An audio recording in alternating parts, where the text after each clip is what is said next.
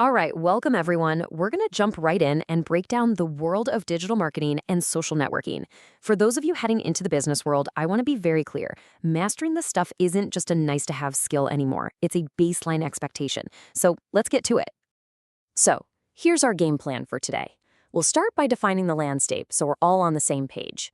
Then we'll get into the benefits and the actual tools you'll be using. After that, we'll talk about how to measure success and fit it all into the classic 4Ps strategy.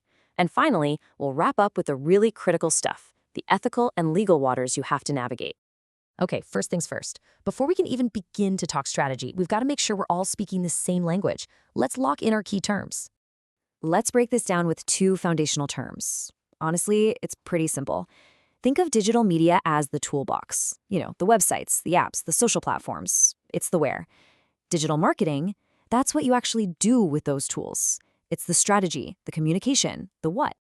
So now that we know what it is, the big question is, why does it matter so much? Why has digital marketing become this absolutely non-negotiable part of pretty much every modern business? The real magic here, the thing that changed everything, is the shift from a monologue to a dialogue. You know, old school marketing was basically shouting from a megaphone, hoping someone would listen. Digital marketing, it's a two-way conversation, and that lets you target exactly who you want to talk to and build real relationships, which is how you win today.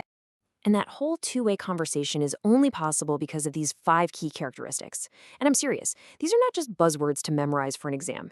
This is the very DNA of what makes digital, well, digital. It's what separates it from a billboard or a TV commercial. Now, this is where the rubber meets the road. Let's make this real. Think about Amazon. The second you land on their site, it knows who you are, what you've looked at. That's addressability in action. Or think about control. When you're on the Lowe's website, you can check right from your couch if the store down the road in Mooresville has the exact thing you need. You are in the driver's seat. These aren't abstract ideas. They're happening every day. Okay, so let's get into the toolbox. We've talked about the what and the why, so now let's get into the how. What are the actual platforms and channels you'll be using day in and day out as a marketing professional? Well, you really have to start with the 800-pound gorillas in the room, Meta's platforms, Facebook and Instagram. For many, many companies, the combination of their massive global reach and their incredibly specific targeting options is just, well, it's unparalleled. Yeah, the numbers here are just mind-boggling. We're talking nearly 3 billion users. But here's the really crucial takeaway for you. The smartest brands aren't just using these platforms to blast out ads. Not at all. They're using them to build communities. It's all about relationship marketing, making people feel like they're actually a part of something bigger. Next up, let's talk video. And right now, whether you're talking long-form or short-form content, there are really two names that just dominate the entire conversation: YouTube and TikTok. I mean, just try to wrap your head around these numbers. 1 billion hours of video watched every single day on YouTube. It's insane. And then you have TikTok, which has become this cultural engine with over 1.5 billion users. But, and this is so important, you cannot just take your YouTube content and dump it on a TikTok. They are different worlds and they demand completely different strategies. Okay, so let's shift gears a little bit. We've talked about these huge social platforms, but let's get a little more direct, a little more personal. Let's talk about content that you actually own, like a blog, and the most personal device we all have, our phone. So think about it this way. A blog is like playing the long game. You're using it to build trust, to prove you're an expert, and to create real loyalty over time. Mobile marketing, on the other hand, that's all about the right now. It's about using things like a text message or a push notification to reach someone at the perfect moment and get them to act immediately.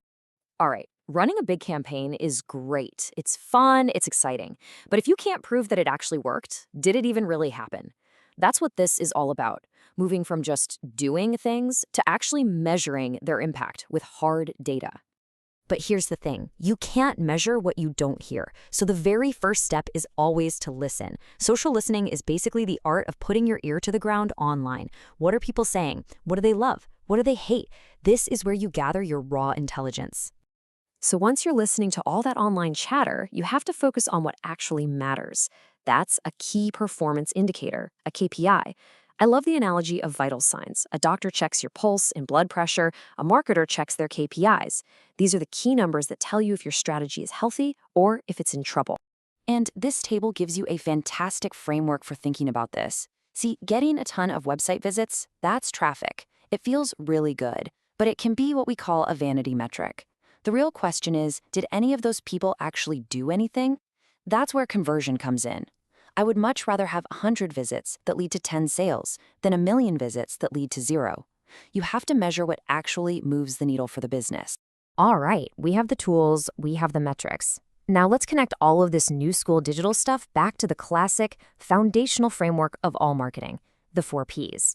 So let's start with product. Digital isn't just a shiny new way to advertise the same old thing. No, it can fundamentally change what the product is, adding digital services or creating brand new ones. And for distribution, wow, it's completely revolutionized how we get things to people with super efficient models like buying online and picking up in the store, something retailers like Walmart and Lowe's have perfected. And that leads us right to this incredibly important concept, omnichannel. All this really means is that from the customer's point of view, there should only be one company. The experience has to feel totally seamless and connected, whether they're on your app, on your website, or physically walking into your store.